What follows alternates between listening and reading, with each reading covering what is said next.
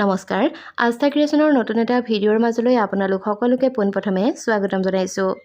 আজিৰ এই ভিডিঅ'টিৰ জৰিয়তে মাঘ মাহৰ কেইটামান গুৰুত্বপূৰ্ণ কথা আজিৰ এই ভিডিঅ'টিৰ জৰিয়তে আপোনালোকৰ লগত আলোচনা কৰিম।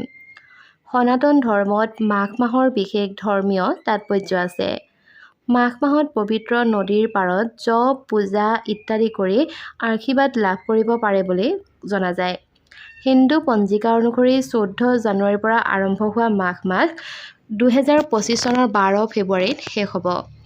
মাঘ মাহত বিষ্ণু ভগৱানক পূজা কৰিলে সকলো মনৰ বাঞ্ছা পূৰণ হয়।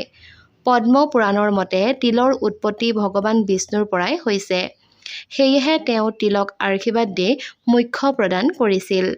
এই মাহত ভগৱান বিষ্ণুৰ ওচৰত তিল অৰ্পণ কৰা ব্যক্তিয়ে মোক্ষ লাভ কৰিব পাৰে বুলি জনা যায়।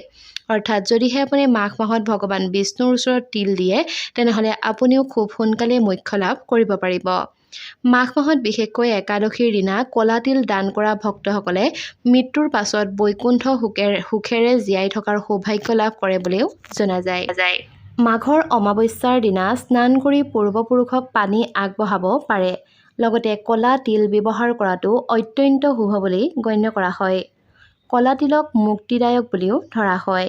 ইয়াৰ দ্বাৰা পূৰ্বপুৰুষসকল সন্তুষ্ট হয় আৰু তেওঁলোকে পৰিয়ালটোক সুখ আৰু সমৃদ্ধিৰ আশীৰ্বাদ দিয়ে। যদিহে কাৰোবাৰ ৰাশিফলত শনি দোষ আছে তেন্তে হ'লে শনিবাৰে ক'লা তিল দান কৰিব পাৰে। মাঘ মাহত সূৰ্য ঈশ্বৰ শনিৰ ৰাশি মকৰ ৰাশিত থাকে। শনিয়ে পিতৃ সূৰ্যক ক'লা তিল উপহাৰ দিছিল বুলি ধৰ্মীয় বিশ্বাস আছে, যাৰ বাবে তেওঁ সুখী কৰি তুলিছিল। গতিকে তিল দান কৰি ৰাশিফলত শনি আৰু সূৰ্যৰ অৱস্থান উন্নত কৰিব পাৰে। একাদশীৰ দিনা ক'লা তিল দান কৰিলে ঘৰত সুখ সমৃদ্ধি ধন সম্পত্তি আৰু ভৱিষ্যত বৃদ্ধি পায়। তিল দান কৰিলে মানুহৰ জীৱনত আশীৰ্বাদ পোৱাই নহয়, জীৱনত ইতিবাচক শক্তি আৰু সুখো কঢ়িয়াই আনে। বন্ধু বান্ধৱীসকল, ইমানকেইটাই আছিল মাঘ মাহৰ কেইটামান গুৰুত্বপূৰ্ণ কথা। আৰু আপুনিও এই ভিডিঅ'টো আপোনাৰ বন্ধুবৰ্গলৈ শ্বেয়াৰ কৰাৰ লগতে চেনেলটি ছাবস্ক্ৰাইব কৰি কাষত থকা বেল আইকনটো প্ৰেছ কৰি থ'ব। ধন্যবাদ।